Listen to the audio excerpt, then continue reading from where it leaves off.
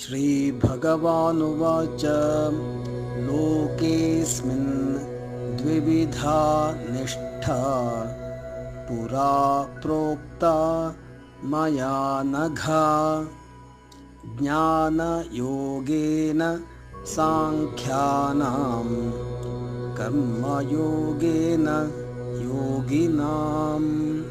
श्रीभगवानुवाच लोकेऽस्मिन् द्विविधा निष्ठा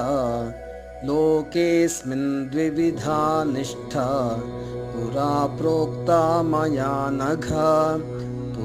प्रोक्ता मया नघ ज्ञानयोगेन सांख्यानां कर्मयोगेन योगिनाम्। श्रीभगवानुवाच